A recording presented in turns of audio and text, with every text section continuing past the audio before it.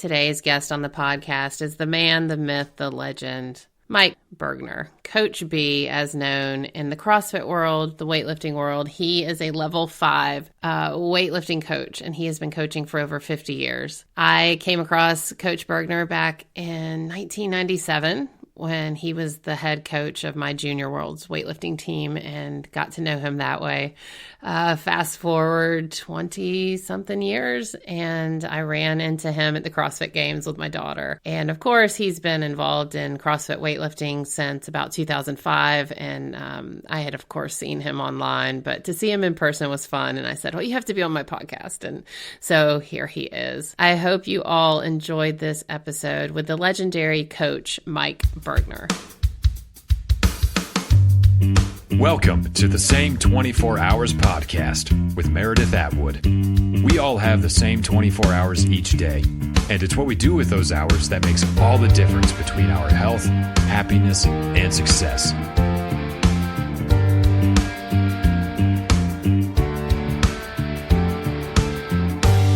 Hi, everybody. Welcome to another episode of the Same 24 Hours podcast. I'm your host, Meredith Atwood. I am very excited about today's guest. Coach Mike Bergner is here. Hi. Hi, Meredith. How are you? I'm well, thank you. How are you doing? I'm doing just fine. So we go back a long way. You think? It's so funny. So I started dabbling in CrossFit about 2 years ago, and everyone kept talking about Coach B. And I thought, who is this Coach B guy? And then I realized it was Coach Mike Bergner. And I was like, I know him. I know this guy. So for those of you listening, he was my 1997 Junior World Weightlifting Coach. And that's how I got to know him. So that feels like 100 years ago, but it really is not that long ago. It's all in perspective, right? It seems like 100 years ago to the young people, but for the geezer, it seems like an eyelash, an eyebrow, and that's about it. Jeez. So where did this whole, you call yourself a geezer, you call your friends geezers, where did this come from? Well, I guess about, 10 years ago, maybe. When I did retire, I have a buddy of mine who was a retired doctor and neonatologist, and he would come over to the gym, and we'd work out. And we just called ourselves the geezers. And then we started inviting people, other geezers to come over. And so I got a garage full of geezers, and my wife has a garage full of mambas, calling themselves mambas, Mothers Against Making Bingo Arms. And Stop it. I have not heard that. Oh, that's funny. Yeah. So we train hard. We do a lot of CrossFit stuff that is self-scaled. I'll put a workout on the board, and they can choose whatever exercises they want to do that they can do. Now, half of them can't walk, for God's sake. Everybody's getting knee replacements and everything else, but they work hard, and we have a lot of fun. And we come up with a age group. We have an age group T-shirt that it's a geezer shirt, and if you're 60 to 64, you're a geezer. If you're 65 to 69, you're a super geezer. And then if you're 70 to 74, you're a super stud geezer, and that's my age group, right? and if you're 75 plus, you're a day-to-day geezer. So. Day-to-day. Right. I love it. It's so important to do what you can with what you have. I mean, I see young people and younger than me and my age who won't work out because they can't do whatever. They can only do 10 minutes of this and 15 minutes of this. And I mean, how important is it to just do what you can with what you have? I think it's extremely important, and okay, here I am 73 and I love weightlifting, right? I coached the snatch and the clean and jerk, and we did all that stuff. But I can't do that now. My shoulders are terrible, and I can snatch a PVC pipe and do all the exercises and range of motion stuff that I can with that. But the bottom line is that the beauty of CrossFit, they give you a protocol. and the exercise world of program called Cindy, 5 push-ups, 10 or 5 pull-ups, 10 push-ups, 15 squats. Well, we can do the same thing, but my geezers can't do pull-ups, so they do ring rows, and maybe they can't do push-ups on the ground, but they can do push-ups at a 45-degree angle, right? And they can't do air squats, but they can sit down to a bench and sit all the way down and stand all the way back up. So Cindy might be scaled subjectively by the particular geezer that is doing the workout. And for me, I can do pull-ups, but I can't do push-ups, and I can do air squats, and so I scale it accordingly. So it's a self-scaled type of geezer CrossFit program. Well, I heard one of the geezers prescribes birthday workouts, and you had quite a birthday workout with, what was it, 300 pull-ups? Oh God. Yeah, that was a challenge that was given to me by my mentor. And on my birthday, when I turned 70, I think it's 72, not 73, but on my birthday, I had to do as many pull-ups as I could do in 60 minutes. And so I thought, well, if I get 200, I'll be happy. But I had a strategy and I had a plan, and the plan was that every 60 seconds I would do 3 pull-ups. So I did that for 30 minutes, and then I just started going, and I ended up doing 355 pull-ups in an hour. Oh my gosh! And these are strict. Oh yeah, geezers can't do kipping pull-ups. Their shoulders are too wrecked, and I think a lot of it is just vanity. We grew up on strict pull-ups, right. So that's what I do. So. Yeah, every time I talk to some older generation, they say what they're doing is not pull-ups. This is a pull-up, and then they show me, and I go, "Well, what happens if you can't do either?" Well, you go get a band. You do something. That's right. You do something.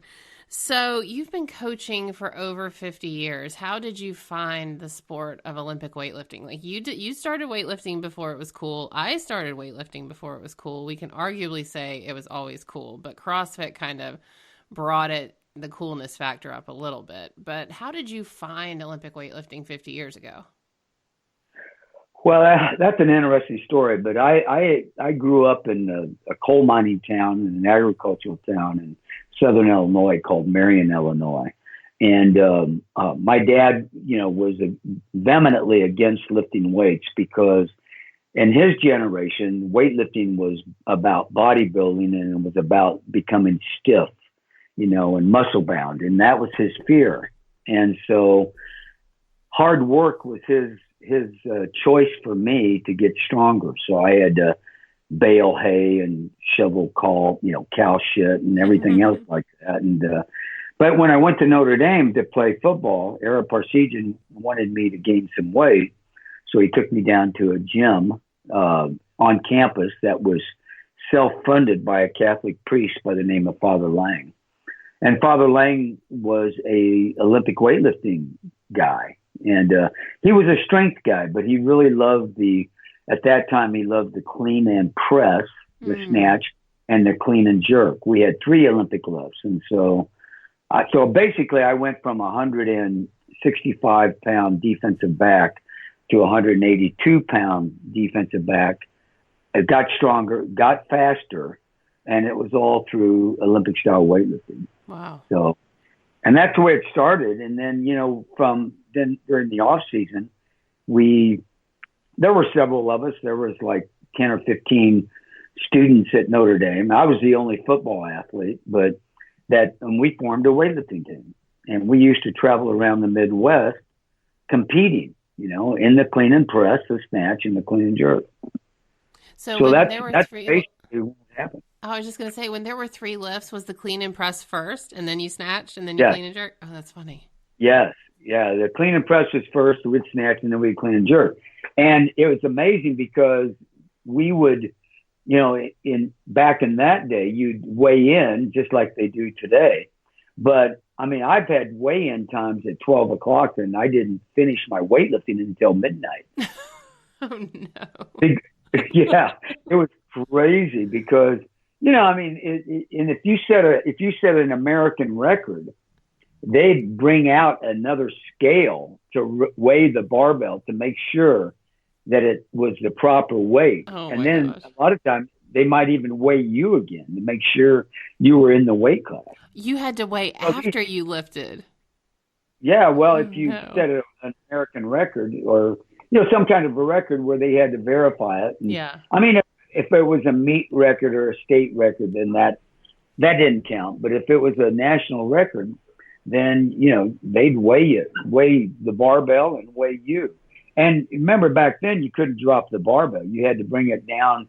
Once you were given the down signal, you had to bring it down to your shoulders and then your thighs. And then once the bar passed the knees, then you could drop it. Oh, my goodness. So and if you didn't, they would red light you. Wow. So when did they realize that the clean and press and the clean and jerk were a little redundant? It was 1972 is when they eliminated. Okay. It was after 72 Olympics in Munich. Then right after that, then they went to the snatch and clean and jerk. Okay. And of course, I mean, it was the best thing that ever happened to weightlifting. I mean, you can't have the clean and press and the clean and jerk. And I mean, one of them had to go, and the clean and press was really hard to judge. And instead of being a military press, it became an Olympic press. And the Olympic press is, you could heave it up there as long as you didn't bend your knees. I so might it became a very, very technical. If they had kept the clean and press. There you have it. That was my only chance. I wasn't worth a shit in anything else, but I could clean and press. That's awesome. So what were the lifting suits like? How has that evolved? Well, back then we wore suits that were, cut, I don't know what you'd call them, but they were, like your tighty whities type stuff. Wait, it so wasn't have a like shirt? sometimes. No, you'd have the bottoms and you'd have a t-shirt. Yeah, that was acceptable. You could have it looked like a Speedo, but it was actually a uniform. And I had a singlet that was a one-piece singlet, but it was right, just like a pair of underwears, basically, is what it was.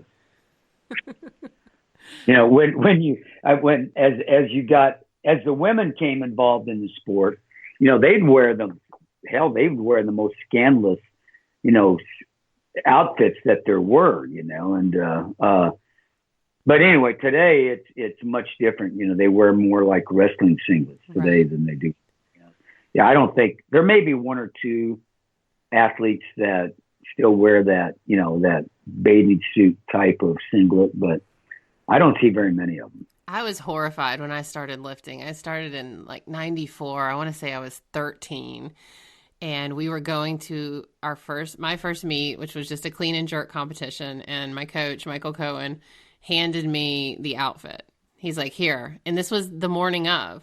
I had no idea what was about to happen. And he handed that to me. And it was the bathing suit singlet. And I thought, I'm about to get on a stage wearing this. And I did. And I thought, well, here we go, because this has been the worst day of my life ever. Sure. Well, John Coffey, all of his athletes, I mean, they wore that Robin Goat. Yeah. They all wore it and they looked pretty damn good, so they were very fit. And, of course, then it evolved, people didn't like, wearing that kind of thing. And I will tell you, as a coach and as a school teacher, I had access to all kinds of kids in my PE classes. And the best lifters were the Mexican kids. And the Mexican boys would not compete in a singlet. Mm-hmm. I mean, they'd compete. They loved competing, but they would never compete wearing a singlet. Now, the Mexican girls, they didn't care. But the Mexican boys, I lost out on a lot of male athletes that were very, very good lifters because they wouldn't wear a singlet. And at the time, was that required? You couldn't have fabric on the legs? Yeah, you couldn't. You couldn't. It was all. It was just the way it was, and you had to follow the rules. But today's singlet. I mean, there's still some kids that won't. They feel very uncomfortable wearing it. But for the most part, once you get them to a meet and they see everybody's wearing it, they really don't care. Right, right. But, so fast forward to 2005. What happened? I was doing courses for USA Weightlifting, the club coaches courses. Mm-hmm. And that was the way that I paid for my weightlifting team. We would do these courses for USA Weightlifting, and they would give us a portion of the profits for our club. And our club was Team Southern California. And so that's how I paid for guys' travel, or if I had a student that didn't have shoes, I would, buy him shoes and stuff. And so in early 2005, Greg Glassman came down. He brought several of his athletes that were CrossFitters down to the gym, and they wanted to earn a certificate in Olympic weightlifting, but more than that, they wanted the instruction. So he brought probably 25 athletes down, and they were all the nasty girls, Eva T, Annie Sakamoto, Nicole Carroll. All of these athletes were at the beginning of CrossFit's, takeoff. They came down, and I certified them. And the next week, he called me up and he said, Coach Glassman called me up and he said, hey, I'm going to go to Colorado and I'm going to do a seminar in Colorado. And, I want you to come out to Colorado with me. And I want you to do your 3-hour seminar. I'm going to give you 3 hours to cover the Bergner Warm Up and the skill transfer exercises. And I said, great. I'd love to do it. And basically that's the way it started. But in that seminar, we had 50 first responders, police officers, firefighters, Marines, Navy SEALs, Army Green Berets. We had all these people, and no one could do an overhead squat with PVC pipes. Not one person. It was crazy.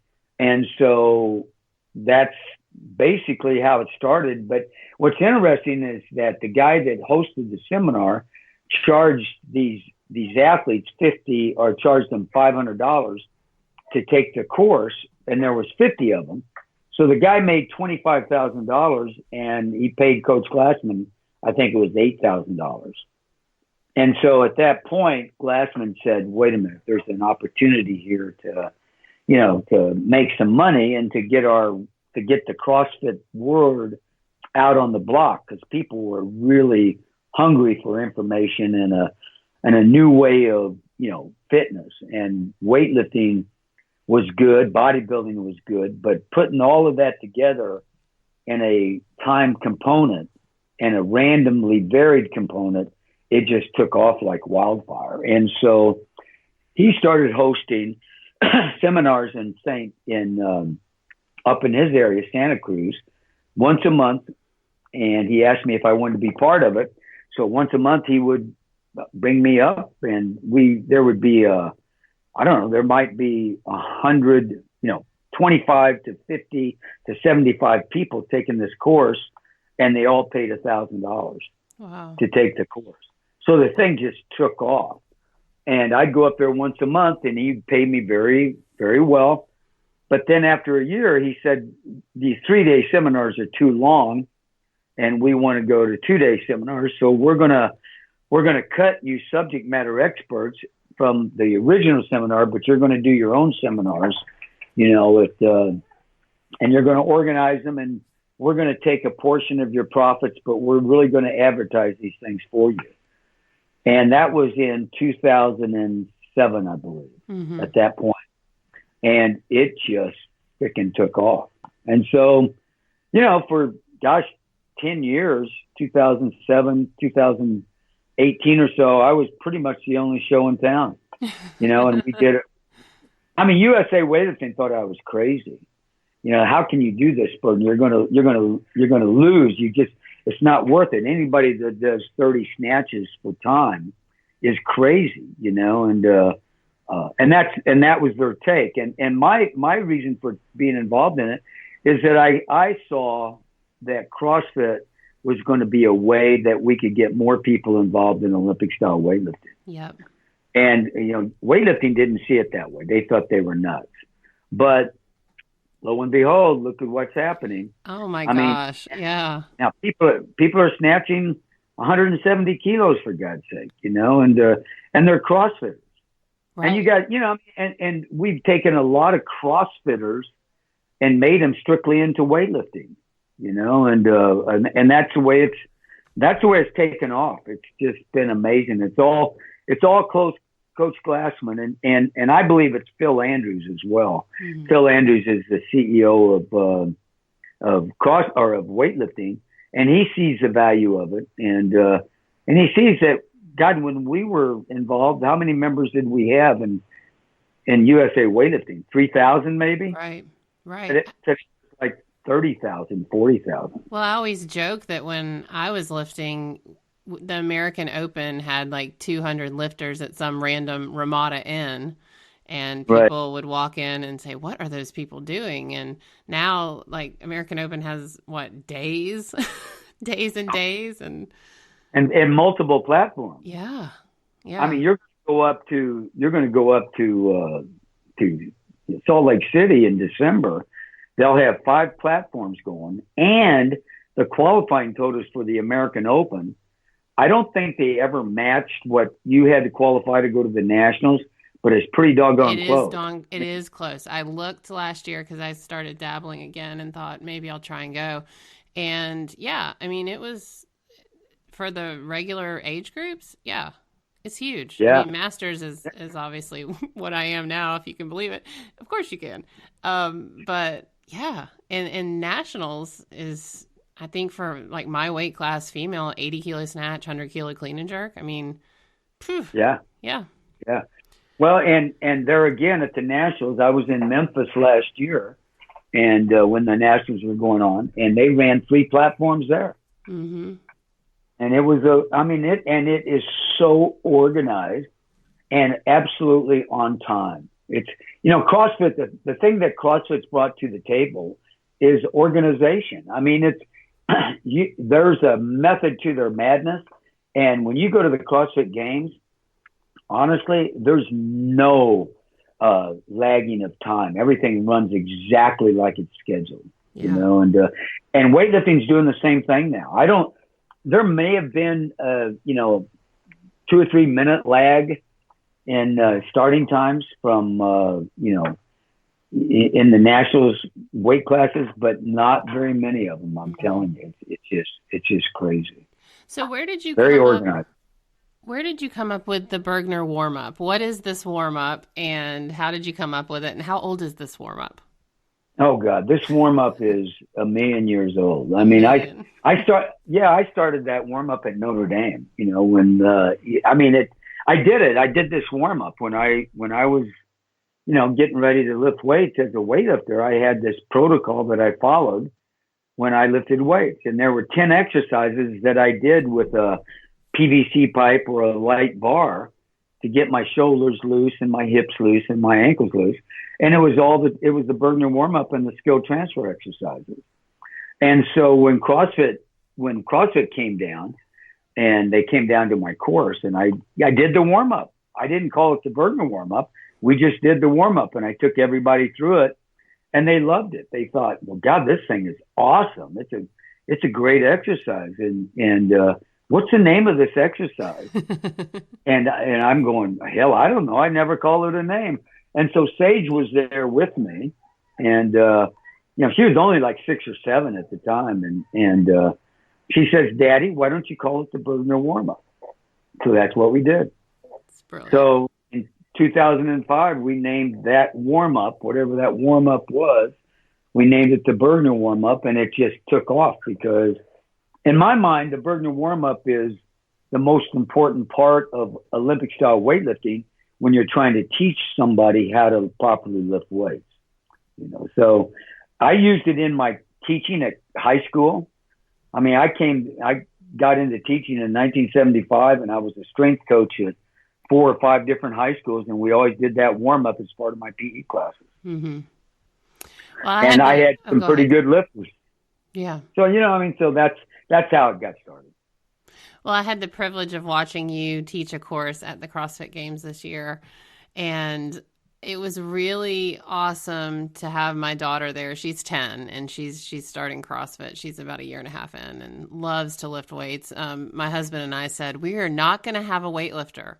We are not going to let our kids lift weights. And then we took her in the gym a couple years ago and gave her a PVC pipe, showed her how to snatch, and she did her first one. I said, yeah, we're hosed.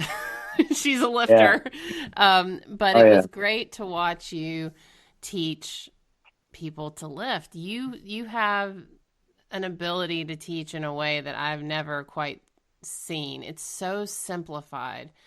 And it really comes down to that vertical jump. So is there any way to describe someone who might be interested in Olympic weightlifting but scared to kind of start on their own? Like, what gets the bar moving? Because I think that's a really fantastic description you have. Yeah, I think what it is, you know, as a school teacher, you know, when I first started doing all this stuff, I mean, I was young, dumb, and stupid, right? And so when I would go into my PE classes and I would start talking about ankle, knee, and hip extension, my students looked at me like I was freaking crazy, right? Because they had no idea what ankle, knee, and hip extension was really all about. But I did have one young lady. She was 15 years old, and she was a physics person. She loved physics. And so she took my class to understand what force times distance over time was all about. And that's the definition of power. And she came to my class because of that. And so she grabbed me at the end of the class, and I think I explained this to the class, but she grabbed me at the class and she says, Coach, you know, you're talking about ankle, knee, and hip extension, and the kids don't understand what you're talking about. Why don't you just call it jump? And I thought, well, that sounds pretty genius to me. And then, you know, you have to go into the aspect that when kids think about jumping, they're thinking about stuffing a basketball or jumping as high as they can. And you have to teach that the jump is nothing more than a loading phase of a barbell that you try to create acceleration through the middle with that barbell. And you're trying to create acceleration as well as elevation on it. And you do that by jumping. You don't do that by pulling on the barbell. And all of a sudden, you know, my kids they got it. It's like, holy shit, this is simple. Right. And so this young lady is the one that taught me how to teach in a simplified version. And if I wasn't a high school physical education teacher and a public school teacher, I probably would have continued to talk in a too advanced manner. But my kids basically taught me how to teach. And, you know, and that's where it's very simple. It's nothing more than a jump and a land. And you've got to understand, you've got to create acceleration on the barbell, not by pulling the barbell up, but by jumping the barbell up. And then you pull yourself down and around the barbell, you know, and so terms like catching or dropping are not good terms for me, you know, because it gives a vision of, you know, slowness and unaggressiveness. And weightlifting is anything but slow, and you have to be very aggressive in order to be successful at it, you know. So. And also it kind of is scary to think about dropping under a barbell. Exactly. Like, oh, no, if you pull yourself under it, it gives you the false sense of control. Yeah. Well, you know, there comes that time where you get that barbell and you drive up as hard and fast as you can. And then all of a sudden you're blank. You don't know what the hell just happened, but you're underneath the barbell, you know, and it's, so, you know, we don't talk about that, but we talk about being active all the way through the pattern and, you know, pulling on it, you know, and we teach that, you know, when your feet are off the ground, you can't pull a barbell up. So we use the old adage with Glassman, it's core to extremity. You know, your core does all the hard work, creates acceleration on the barbell, but when your feet are sliding out to receive the barbell, you're now pulling on it hard, and that speeds you up underneath the bar. And then you have to activate that punch underneath the bar to be very aggressive with it. But I mean, it's very simple. I mean, if I brought anybody that's never lifted weights in here to my gym and I asked them to describe what they just saw, 90% of the population will say, well, he just pulled the barbell up and just, kind of fell underneath it. And that's not the proper definition. And so when I give my definition, it's a snatch is nothing more than jumping that barbell through a range of motion, creating acceleration and elevation on the barbell. And then when you're ready at the very end of that top pull, you're pulling yourself down underneath that barbell, then punching your body into an overhead squat. And I said, that's the definition of a snatch. So it kind of put that vision together. And that's what I'm really trying to teach and coach. And so my method of making it simple for everybody is to understand that the fundamentals of teaching and coaching athletes, regardless of the level, is nothing more than their stance, their grip, and the various positions that the bar path has to go through while you're making a lift. So we teach stance, grip, and then we teach positions, and we get strong in the positions before we actually even do a snatch or a clean and jerk. Yeah. Well, you have children who are lifters. How do you balance the idea of, how do you balance parenting and coaching your children? Now that's tough. But you know what? It takes teamwork, right? Yeah. I mean, in my house, my gym is in my garage, and my kids chose to lift weights. And the only rule they had is they had to have some kind of an activity after school. They had to have an after school activity. So if they were going to do sports, baseball, basketball, football, volleyball, it didn't matter what it is, they had to lift weights to keep their body strong and hopefully prevent injury. That's what it was. And two of them, Casey and Sage, chose weightlifting as their after school sport. But Bo and Cody chose baseball and Bo chose volleyball, and they had to do another sport. They did water polo, and they lifted weights to get strong, and they lifted in weightlifting contests and stuff like that. But their sport of choice was not weightlifting. Mm-hmm. So the teamwork comes in when, the kids came home and, kids from our team, from my school, came out to the house, came out to the gym. And, I coached my kids just like I coached everybody else. I didn't give them any slack. I was probably harder on them. And they would piss and moan about it. And then they would go in and talk to their mother. And Leslie just said, no, your dad's in charge of the gym. You're going to do what he says in the gym. Yeah, but he's too hard on me.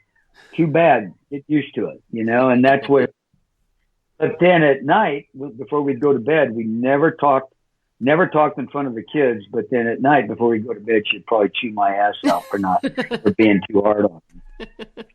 But I mean, it was a teamwork situation where the two of us, we had our roles. Her role was in the house. She's the boss of the house, and I'm the boss of the gym. That's funny. What life lessons has weightlifting taught you, either as an athlete or as a coach or both? Oh boy. I mean, discipline, camaraderie, teamwork, all of those things. You have to, the dedication and the hard work and the painstaking hours that go through building an athlete or as an athlete or even a coach. I mean, it takes a lot of hard work and dedication in order to put an athlete on the national team or the world stage. And it just takes, the life lesson for me is that you pay attention to detail.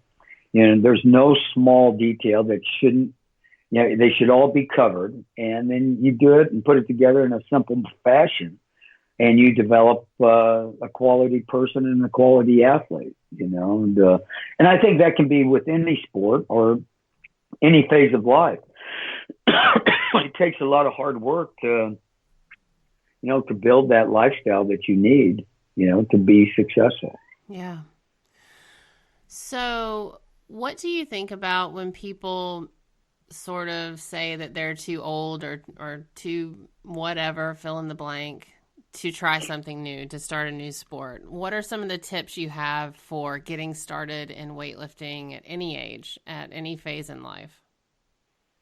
Well, the big thing for us is is having them come out here at my gym and see that I have an 85-year-old that comes here, and to see these guys and these mambas, see them work out, and to see that if these guys are moving, their quality of life is better.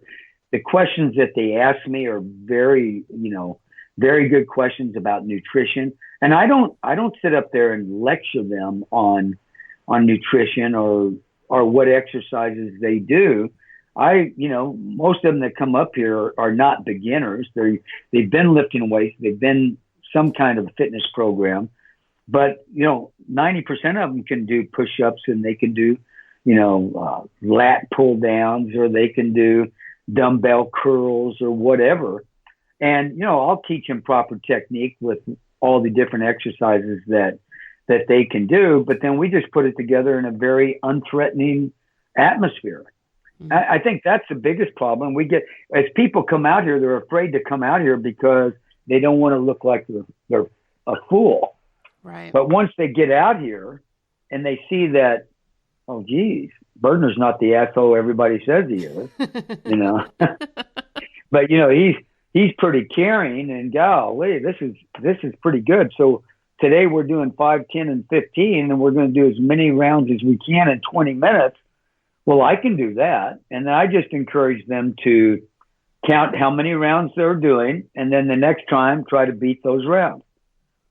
So Cindy is a workout protocol, but it's certain 5, 10, 15, 5 pull-ups, 10 push-ups, 15 squats. But my Cindy for the geezers is any 3 exercises that you can do, mm-hmm. and do it as well as you can, and put it all together for as many rounds as you can get in 20 minutes.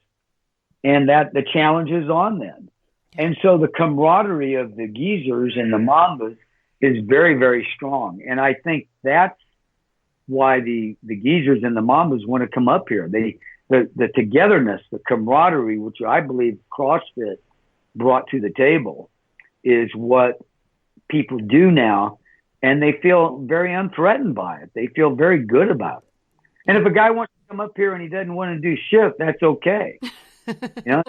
He can go on the bike and ride the bike for an hour if he wants at a very slow pace. I don't care. It doesn't bother me. I just want them to be moving and doing stuff. And we've had a guy that came up here and he was 330 pounds and now he's down to 250. Wow. So, and it wasn't that we forced him to do anything. But he comes up, and every one of us here lead by example, and we work hard, and we work as hard as we can work for where we're at in our fitness journey. And that's leading by example. And so this guy wants to do what we're doing. So, yeah. Well, so the camaraderie is everything, I think. Yeah, yeah. So in your experience, what makes people not change when they desperately want to change? What keeps people stuck? Oh, I just don't think they give it a chance. Mm-hmm. I mean, it's you go in. I mean, you got to take a look at people's lifestyle and what they're doing. If they're used to going and having a cupboard full of snacks and chips and all the junk food, and they're used to eating that, then that's their comfort place. And if they're weighing 350 pounds and they have severe diabetes, there's got to be something in there that's going to want them to get well and get healthy. And it could be a spouse. It could be that they're just sick and tired of being sick and tired. And I've always said that everything works in my world, everything works in threes. If I want to go on a good, clean diet, then it's going to take me 3 days of eating healthy and recording what I eat and how I feel. It's going to take me 3 days to get to a point where I no longer crave that, that junk food. Mm-hmm. Yeah, 3 days is going to be tough, but I can do anything for 3 days. And then after the 3 days, once I quit wanting that junk food, I no longer have the desire that I got to have it. I no longer have that addiction of bad food. Then it's going to take me 3 weeks to really notice, man, I'm really feeling pretty damn good here. So now I've gone from 3 days of, okay, I'm not eating junk food. I crave it, but I give 3 days. And after the third day, it's like, whoa, this is pretty easy. So I'm not going to drink. I'm not going to eat bad food. I'm not going to drink soda pop. I'm not going to drink alcohol. I'm not going to do whatever it is. And I'm not going to do that's going to bring me a healthier lifestyle.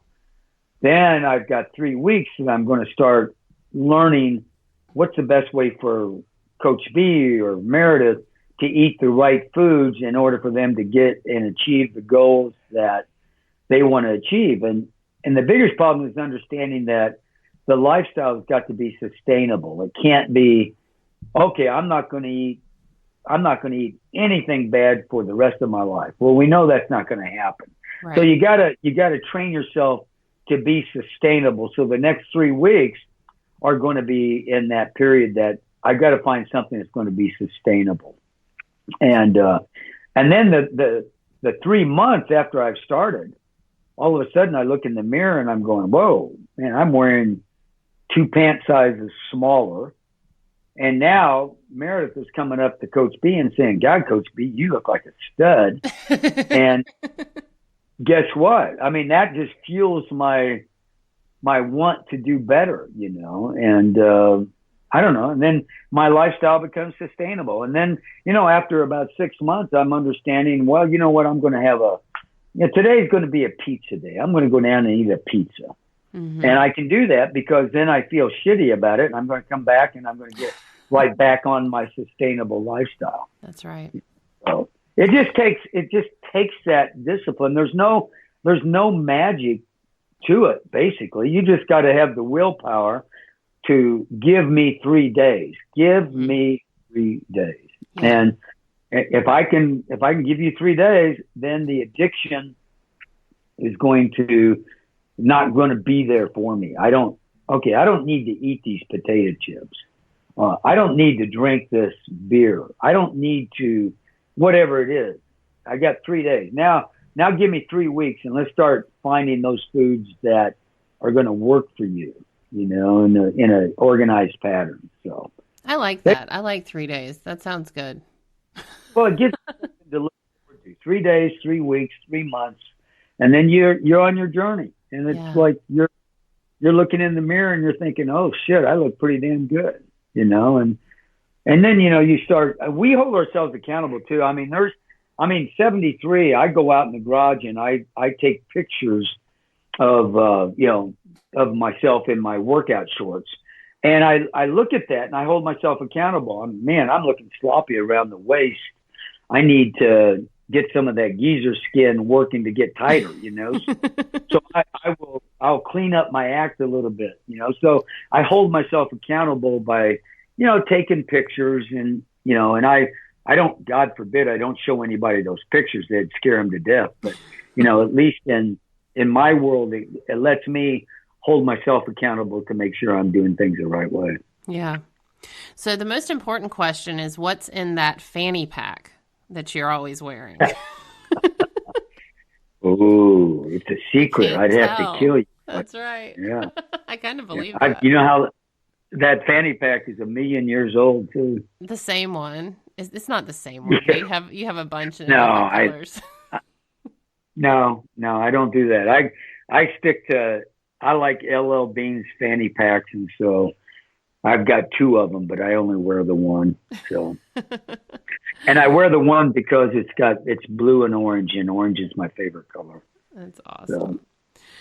Well, Coach B, this was fun. I just appreciate you. And this podcast is called The Same 24 Hours, which means that we all have the same 24 hours in our day, but it's what we do in those 24 hours that leads to our greatest health, happiness, and success. So my final question for you is, what is something that you do on a daily basis that you can kind of point to that contributes to, getting your day started well, or just helping you live your best life? Is there like one thing that you do on a daily basis? No, I would say I'm very routine oriented. My day actually begins with the way I finish the previous day. And, for me, I get in the sauna every night, and I jump in a cold pool after the sauna and take a cold shower and get the best night's sleep that I can get. And then at 5:30, I get up and I get my routine even started further with, kind of a semi-meditation of just thinking about what I'm doing for the day and what I've got to get accomplished. And, I have my cup of coffee and, if it's a non-workout day, like today's a non-workout day for me, I'll go in and take a jacuzzi and then jump in the cold pool. And then, after this podcast is over with, I'm going to go down to the beach and walk 3 miles and have a nice cup of coffee at a coffee shop. And then just try to answer my emails and things that I got to do. And then after that, I come home and spend time with my beautiful wife and my grandkids and, try to have a very positive day and try to pay it forward to other people. I mean, I make myself available to phone calls, and people want help with the snatch and clean and jerk. So they'll send me videos and I'll coach them afar and tell them what I think. And, and that's the way I like to spend my day, is try to pay my passion forward to help other people hopefully have the same passion that I have. Well, thank you so much, Coach. Well, I appreciate you having me on there, Meredith.